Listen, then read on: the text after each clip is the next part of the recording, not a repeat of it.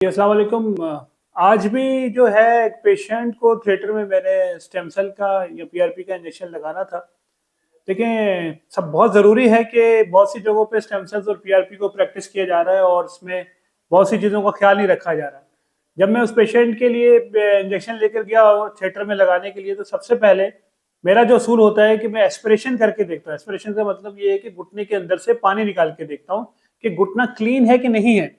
इसके अलावा इन्वेस्टिगेशन भी करता हूँ। फॉर्चुनेटली उसकी इन्वेस्टिगेशन बिल्कुल ठीक थी, उसकी सीबीसी, ईएसआर, सीआरपी, ये सब रिपोर्ट्स ठीक थी और क्लिनिकली भी ऐसा इन्फेक्शन नहीं लग रहा था। लेकिन जब मैंने उस घुटने को एस्पिरेट किया तो आप समझें कि 100 ml पस एक घुटने से आई और 100 ml पस दूसरे घुटने से आई। अगर मैं बगैर एस्पिरेशन के उसको इंजेक्शन लगा देता तो टोटल वेस्ट ऑफ टाइम होता और वेस्ट ऑफ मनी होती पेशेंट की भी।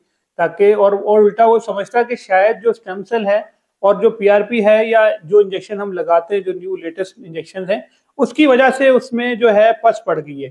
तो इसीलिए बेस्ट प्रैक्टिस ये होती है कि आप हर लिहाज से पेशेंट को डिटेल एग्जामिनेशन करें। आप उसका डिटेल एग्जामिनेशन करें कि पेशेंट को आया घुटने में कोई इन्फेक्शन तो नहीं है, ऑनगोइंग इन्फेक्शन तो नहीं चल रही। और अगर घुटने में पानी ऑलरेडी मौजूद है या फ्यूजन है, तो उसको पहले ड्रेन करके देखें, उसका टेस्ट करा के देखें कि कहीं ऐसा तो नहीं कोई इन्फेक्शन का एलिमेंट पहले से है। एक तो इसमें क्या है कि फायदा पेशेंट की सेफ्टी है, और दूसरा इसमें फायदा ये भी है कि आपके ऊपर भी बिला वजह का इल्जाम नहीं आएगा कि डॉक्टर साहब आपने इंजेक्शन लगाया था, इसकी वजह से घुटना खराब हो गया।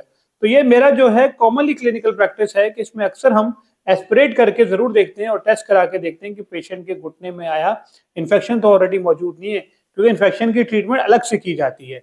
इसीलिए कहा जाता है कि जब भी पीआरपी या स्टेम सेल जो भी लेटेस्ट इंजेक्शन घुटने में लगाएं, उसको थिएटर में लगाएं, बल्कि मुस्तनिक ऑर्थोपेडिक डॉक्टर से लगाएं, ताकि आपका प्रॉपरली डिटेल एग्जामिनेशन होके और डिटेल तरीके से वो लग सके, ताकि आप इन्फेक्शन से बच सकें। Thank you.